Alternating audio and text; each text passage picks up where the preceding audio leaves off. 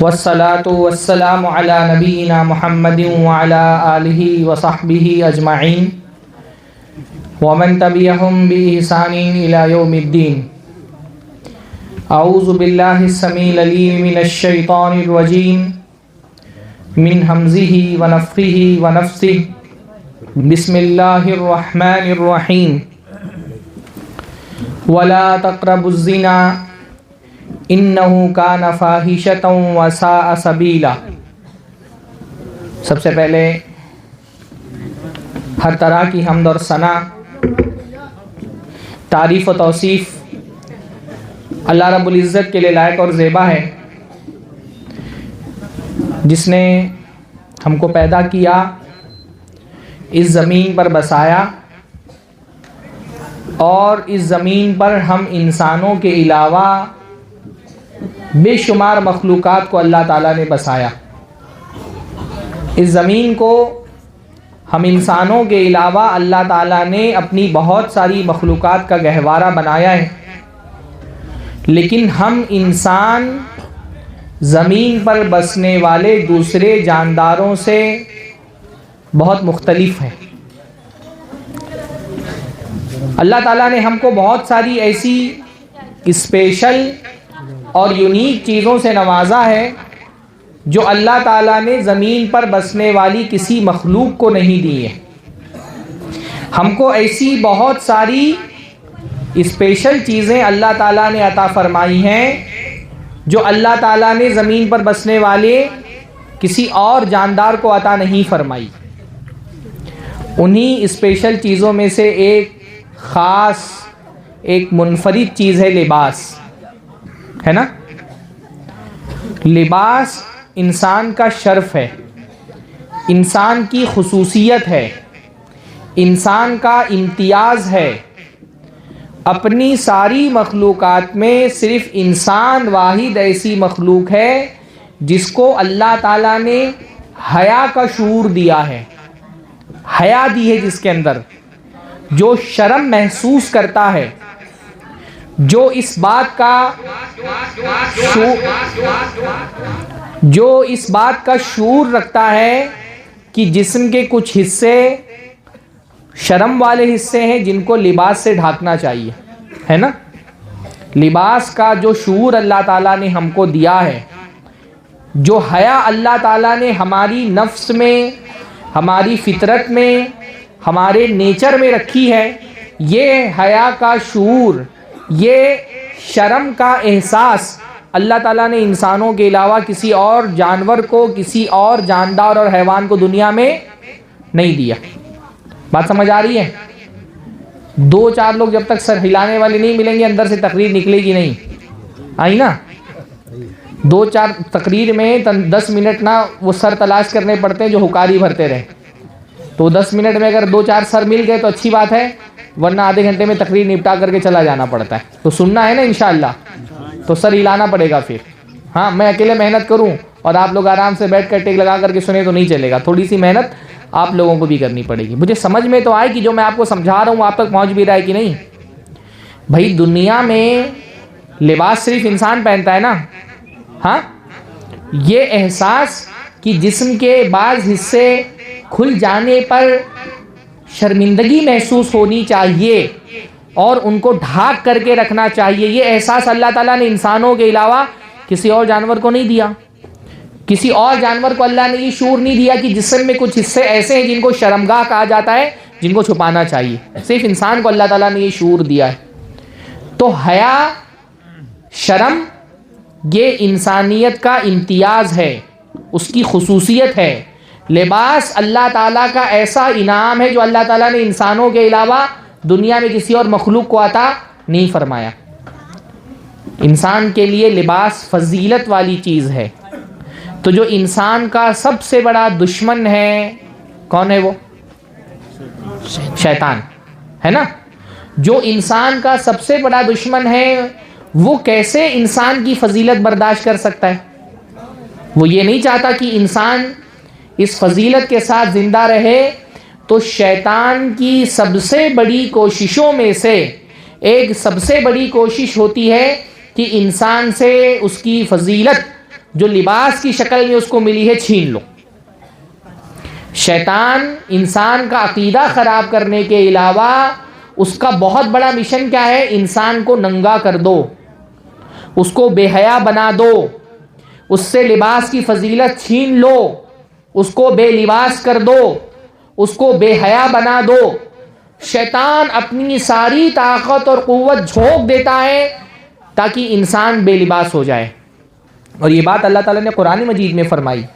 اللہ نے فرمایا یا بنی آدم لا یفتننکم الشیطان کما اخرج ابویکم من الجنہ، اے آدم کی اولاد، شیطان تم کو اس طرح سے بھی اپنے فتنے میں مبتلا نہ کر دے جیسے اس نے تمہارے ماں اور تمہارے باپ کا شکار کیا تھا، اپنے فتنے میں ان کو مبتلا کیا تھا۔ کیا کیا؟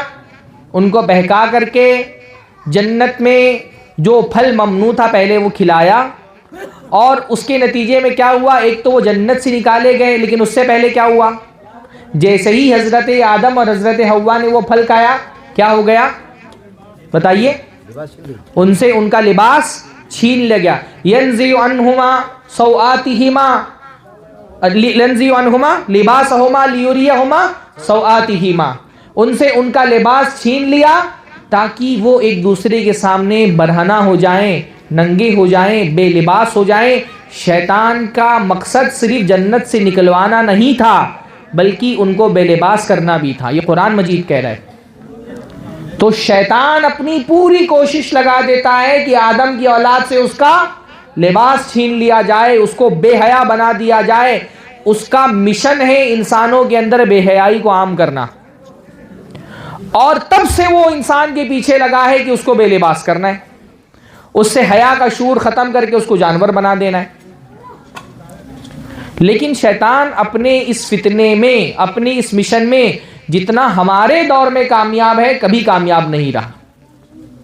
بھائی معاشرے میں ہمارے یہاں بے حیائی ہر معاشرے میں تھوڑی بہت رہی ہے، زنا فحاشی ہر معاشرے میں تھوڑی بہت رہی ہے، پر کسی بھی دور میں بے حیائی کو کوئی کمال نہیں سمجھا گیا، بے لباسی کو کوئی کمال نہیں سمجھا گیا۔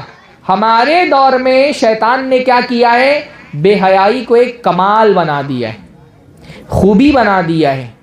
کیسے؟ نام تبدیل کر کے۔ شیطان جب بھی کسی گناہ کو انسانوں میں عام کرنا چاہتا ہے تو وہ کیا کرتا ہے؟ گناہ کو عنوان اچھا دے دیتا ہے، اس پر لیبل بہت اچھا لگا دیتا ہے، اس کو شیطان گناہوں کی مارکیٹنگ کرتا ہے تو اس کی پیکیجنگ بہت اچھی کرتا ہے، اور کسی بھی چیز کی پیکیجنگ کرنا ہو تو سب سے پہلے کیا کیا جاتا ہے؟ اس کو لیبل اچھا لگایا جاتا ہے، اس کا نام اچھا دیا جاتا ہے۔ اب بھائی دیکھیے، حضرت آدم کے دور میں اللہ تعالیٰ نے ان کو ایک پھل کھانے سے روکا تھا، تو شیطان نے پہلے کیا کیا؟ جس پیڑ کے قریب جانے سے اللہ تعالیٰ نے حضرت آدم کو منع کیا تھا، شیطان نے پہلے اس کو ایک اچھا سا نام دیا۔ شیطان نے کہا الا ادلکم علی شجرۃ الخلد، میں تم کو بتاؤں شجرۃ الخلد کہاں پر ہے؟ شجرۃ الخلد بہت پیارا نام ہے۔ خلد کا مطلب ہوتا ہے ہمیشہ رہنے والا، شجرۃ الخلد کا مطلب وہ پیڑ جس کے کھانے والا ہمیشہ زندہ رہے گا۔ خالدین بولتے ہیں نا قرآن مجید میں، ہمیشہ رہنے والا، دا ٹری آف ایٹرنیٹی۔ تو شیطان ہمیشہ کیا کرتا ہے؟ گناہ کو انسانوں میں عام کرنے کے لیے گناہوں کو ایک اچھا سا عنوان دے دیتا ہے۔ ہمارے معاشرے میں بھی شیطان نے کیا کیا ہے؟ بے لباسی کو مقبول بنانے کے لیے بے لباسی کا عنوان بہت اچھا رکھ دیا ہے۔ بے لباسی کو اس نے نام دے دیا ہے فیشن، ہے کہ نہیں؟ فیشن، عورت جتنا کپڑا اتارے اتنی فیشنیبل۔ بے لباسی کو اس نے آزاد خیالی کا نام دے دیا، لبرل۔ حتیٰ کہ اس وقت دنیا میں یہ صورتحال بن گئی ہے، جتنا جس عورت کے جسم پہ لباس کم ہے اتنا ہی ماڈرن ہے، وہ اس کو ماڈرنزم کا نام دے دیا۔ ہاں، اتنی ہی لبرل ہے، اتنی ہی آزاد خیال ہے، اور جتنا زیادہ عورت لباس پہنتی ہے اتنی ہی وہ پرانے خیالات کی ہے، جس کو ہماری انگلش میں کہا جاتا ہے کنزرویٹو مائنڈ، دقیانوسی خیال کی ہے۔ کوئی مسلمان عورت اگر وہ گلوز پہنتی ہے، اگر وہ نوز پیس پہنتی ہے، اگر وہ دوپٹہ پہن کر کے نقاب پہنتی ہے، جدید معاشرے کی نظر میں بہت کنزرویٹو مائنڈ کی، پرانے خیالات کی عورت ہے وہ۔ اور جتنا اس کے جسم پر لباس کم ہوتا جاتا ہے اتنا ہی شیطان اس کو آزاد خیالی کا نام دیتا ہے نا. شیطان ہمیشہ گناہوں کو عام کرنے کے لیے اس کو عنوان اچھا فیشن دے دیا, بے حیائی کا نام فیشن رکھ دیا ہے. ہاں, فیشن کے نام پہ لڑکی چندیاں پہن کر کے, وائر پہن کر کے, رسی پہن کر کے آ جائے گی اور لوگ اس کو کانفیڈنس بولیں گے. کیا کانفیڈنس ہے اس عورت کے اندر. یعنی شہروں میں امید کرتا ہوں کہ اس قسم کی فتنے ابھی آپ کا معاشرہ اس سے محفوظ ہے, ورنہ شہروں میں تو کانفیڈنس ہو گیا اس کا نام. ہاں, جتنے کم کپڑے پہن رہی اتنے اس کو کانفیڈنس والا سمجھا جا رہا ہے. جس چیز کو زنا کہا جاتا ہے شریعت کی زبان میں, اس کو شیطان نے کتنا حسین عنوان دے دیا, عشق, محبت, لو, فرینڈ شپ. شریعت میں اس کے لیے کیا لفظ آتا ہے؟ بدکاری, زنا, ہے نا. پر اگر کسی عورت سے آپ کوئی مرد یہ کہے کہ میں تم سے زنا کرنا چاہتا ہوں تو عورت تیار ہوگی؟ ہاں, کوئی مرد اگر کسی عورت سے یہ اپروچ کرے کہ چلو زنا کرتے ہیں تو عورت تیار ہوگی. تو شیطان کیا کرتا ہے, اس زنا کو اس نے ایک حسین سا عنوان دے دیا ہے محبت, کہ میں تم سے محبت کرتا ہوں, ہے نا. خواتین کو مرد اپنے جال میں پھنسانے کے لیے کیا کرتے ہیں بھائی, وہ کہتے ہیں نہیں میں تم سے بہت پاکیزہ محبت کرتا ہوں. بھائی محبت کوئی پاکیزہ نہیں. ہاں, زنا کبھی بھی پاکیزہ نہیں ہو سکتا, پر شیطان اللہ کے بندوں اور بندیوں کو زنا میں مبتلا کرنے کے لیے کیا کرتا ہے, میں تم سے بہت پاکیزہ محبت کرتا ہوں. ہاں, یہ میری محبت ہے, یہ کوئی شہوت نہیں ہے. بھائی مرد ایسی محبت کر ہی نہیں سکتا جس میں شہوت کا کوئی عنصر ہی نہ ہو. میں نے بولتے ہیں کہ میں تو صرف دل سے محبت کرتا ہوں, میری کوئی جسمانی خواہش نہیں ہے. جس مرد کو صرف عورت سے دل سے محبت ہو, کوئی جسمانی خواہش نہ ہو, اس کو عورت کے بجائے حکیم سے رابطہ قائم کرنا چاہیے. ہاں, مرد کی محبت ایسی ہو ہی نہیں سکتی جو صرف دل تک محدود رہے. کوئی جسمانی خواہش ایک عورت کو دیکھ کر کے پیدا ہی نہ ہو, یہ ہو ہی نہیں سکتا ہے. یہ اصل میں اپنی بہنوں کو بتانا چاہ رہا ہوں کہ محبت کے نام پر یہ مرد جو جال پھینکتا ہے نا عورتوں کو پھنسانے کے لیے, وہ محبت نہیں ہوتی, وہ ہوس ہوتی ہے, وہ شہوت ہوتی ہے. مرد اپنی شہوت کی تکمیل کے لیے آپ کو محبت کا فریب دیتا ہے. یہ محبت کچھ نہیں ہوتی. انسان محبت کے ساتھ تو رحمت ہوتی ہے نا. قرآن مجید میں اللہ تعالیٰ نے کیا فرمایا, محبت کو رحمت کے ساتھ ذکر کیا اللہ نے فرمایا. اللہ تعالیٰ نے فرمایا وَمِنْ آيَاتِهِ أَنْ خَلَقَ لَكُم مِّنْ أَنفُسِكُمْ أَزْوَاجًا لِتَسْكُنُوا إِلَيْهَا وَجَعَلَ بَيْنَكُمْ مَوَدَّةً وَرَحْمَةً. اللہ تعالیٰ نے تمہارے لیے تمہاری جنس سے عورتوں کو پیدا کیا, یہ اللہ کی نشانی ہے.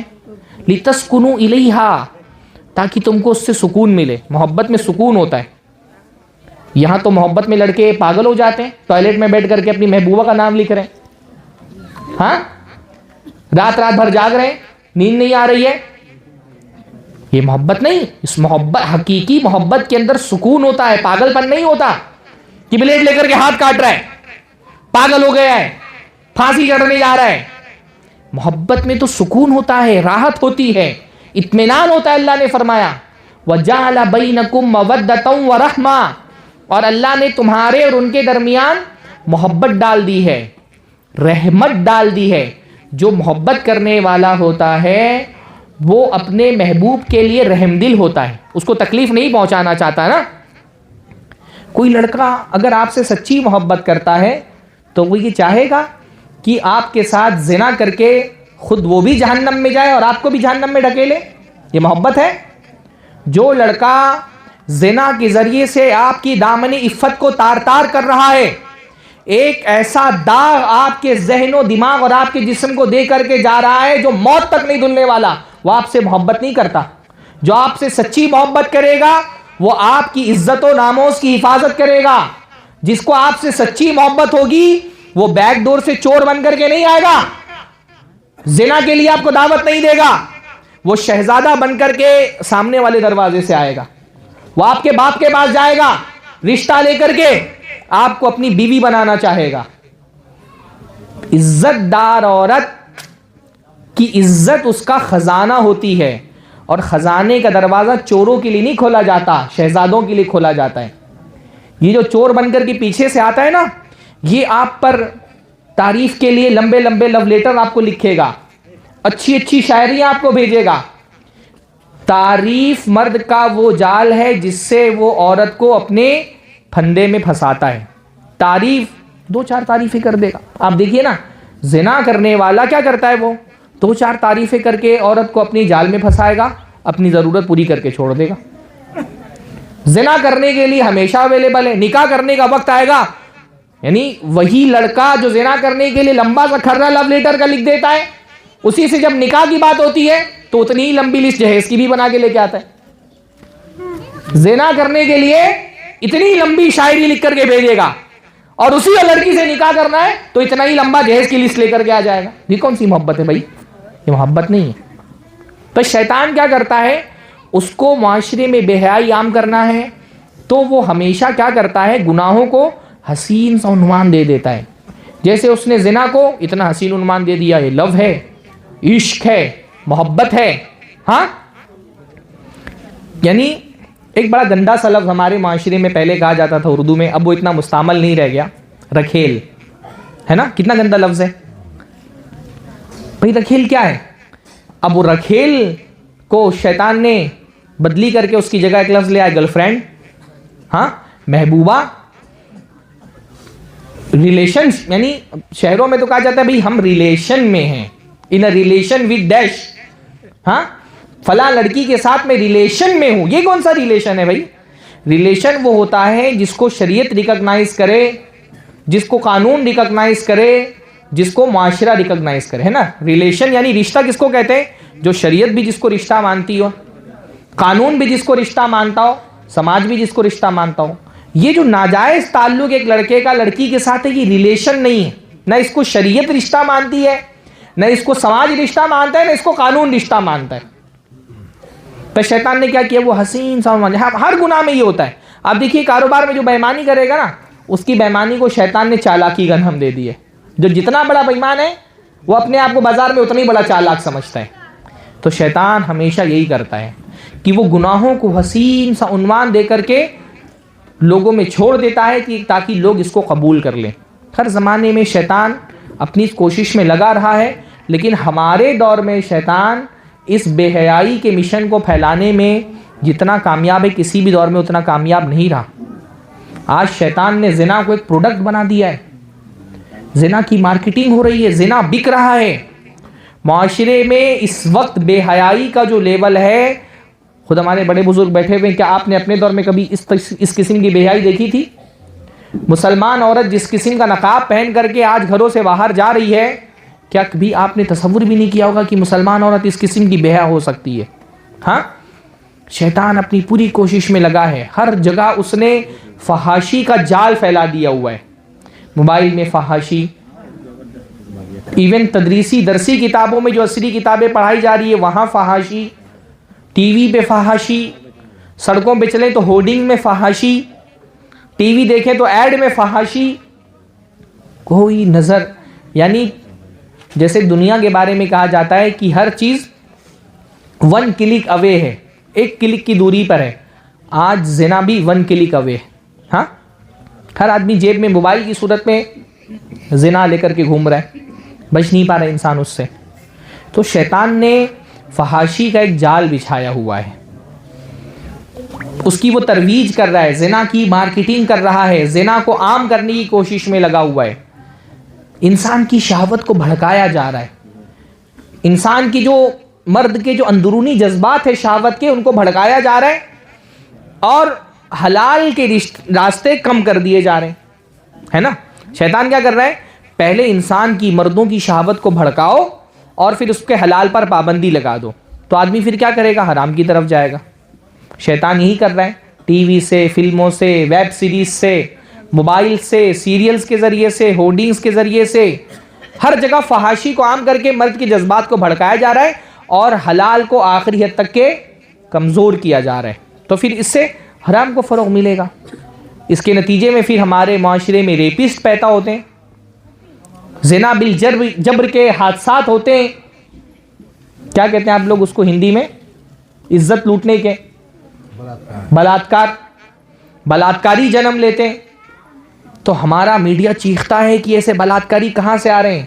ارے بھائی بلاत्कारी ہمارا معاشرہ، ہمارا electronic media, social media, print media بلاत्कारों کی فیکٹری ہے.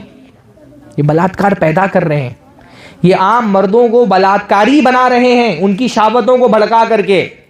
ہاں پھر ہم بولتے ہیں بلاत्कारी معاشرے میں کہاں سے پیدا ہوگا. یہ ٹی وی بلاत्कारी پیدا کر رہی ہے، یہ فلمیں، یہ ویب سیریز، یہ معاشرے کے اندر عام مرد کو بلاत्कार بنا رہے ہیں، بلاत्कारी پر ابھار رہے ہیں، ان کو ریپسٹ بنا رہے ہیں.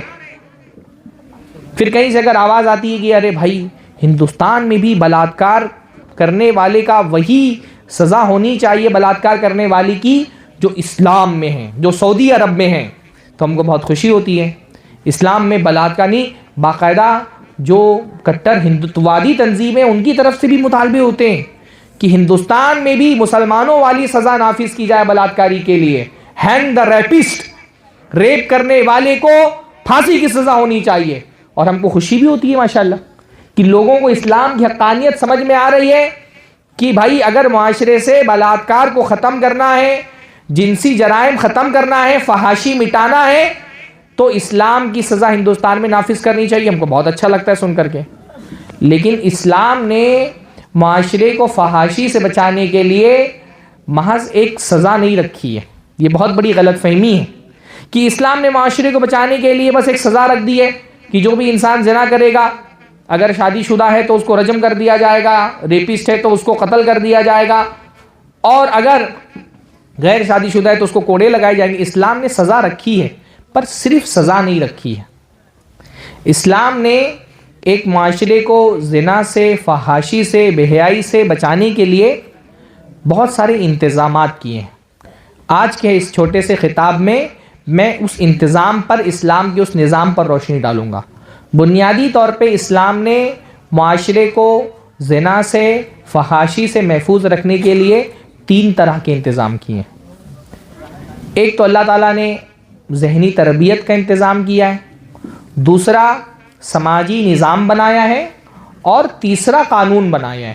ابھی اچھے سے انشاءاللہ تعالیٰ میں سمجھاؤں گا اس کو. پہلا کیا ہے؟ اللہ نے ذہن بنایا، پھر قانون بنایا، پھر پہلے ذہن بنایا، پھر نظام بنایا، پھر قانون بنایا ہے.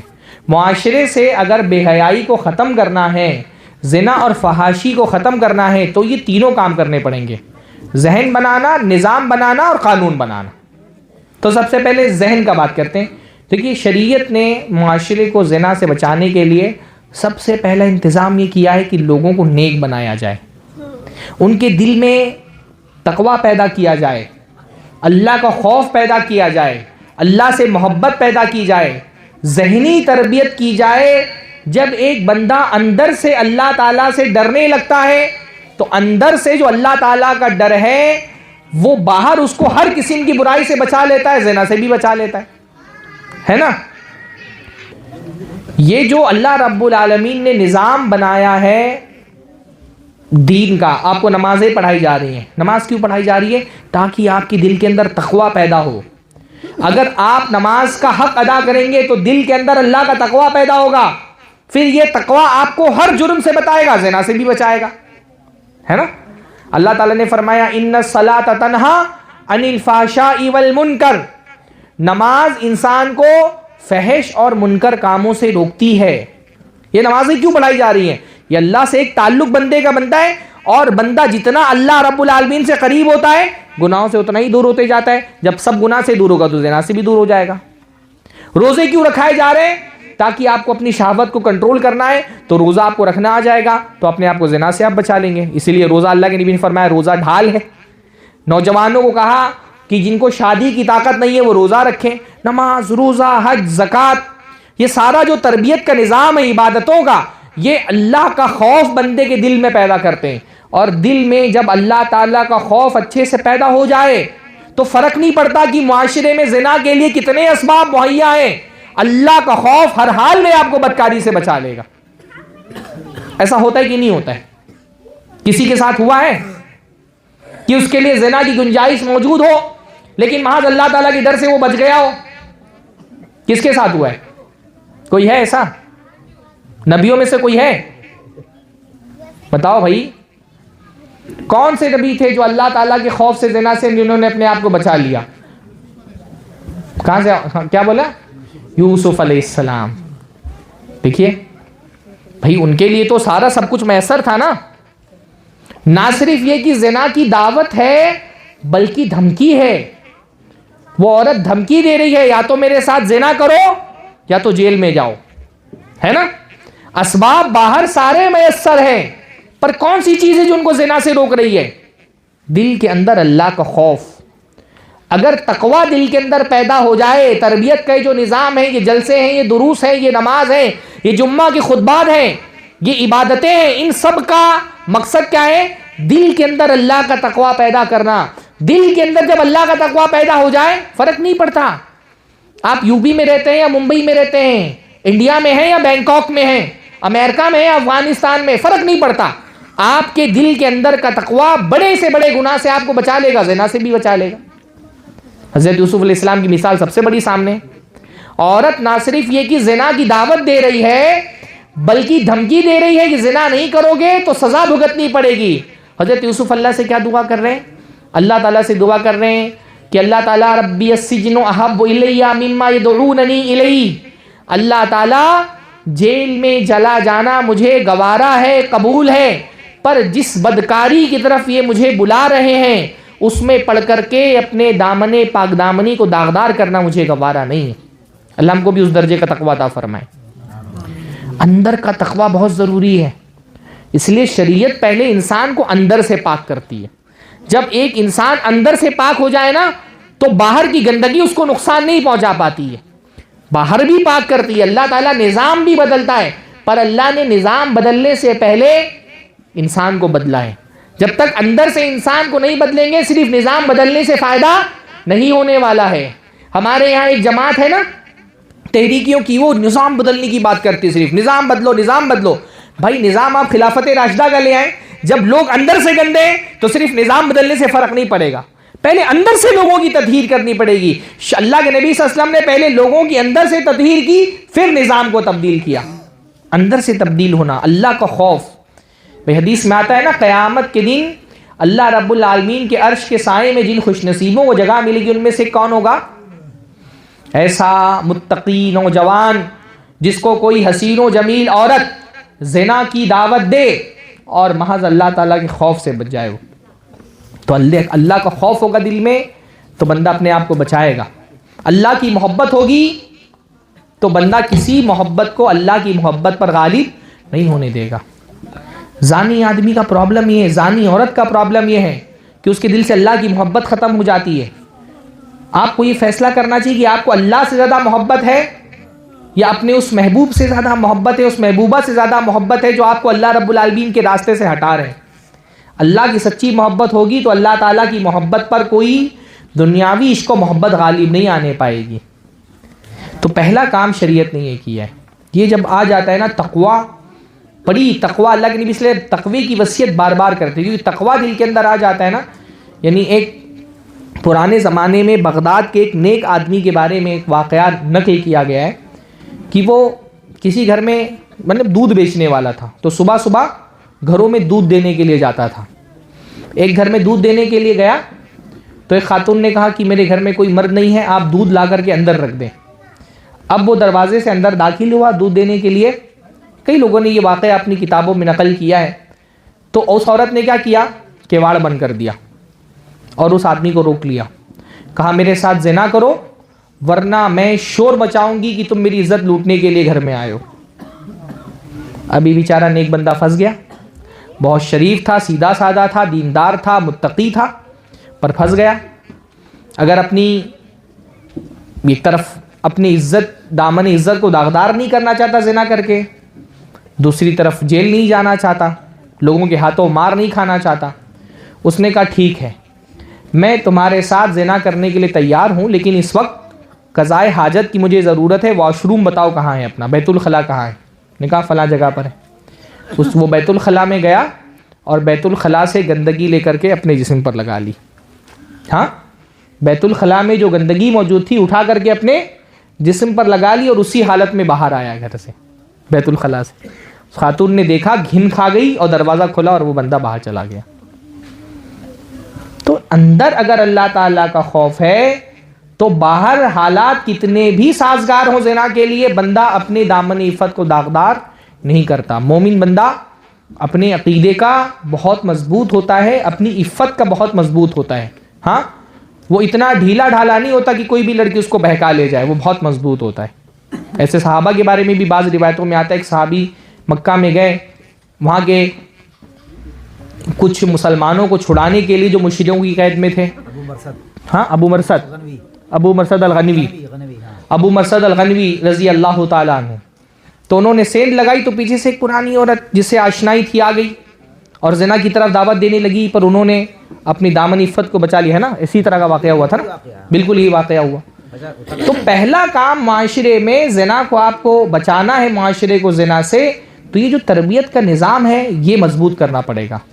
نماز کی پابندی, روزوں کی پابندی, حج کے ذریعے سے, عمروں کے ذریعے سے, علماء کے بیانات سے مستفید ہونا, اپنے گاؤں کا ماحول اچھا کرنا, دینی مجلسوں کا قیام کرنا, ان سب کا جو تربیتی نظام بغیر تربیت کے محض قانون بنانے سے نہیں چلنے والا. پہلی چیز تو یہ کی گئی ہے کہ تقوی پر تربیت کی گئی ہے.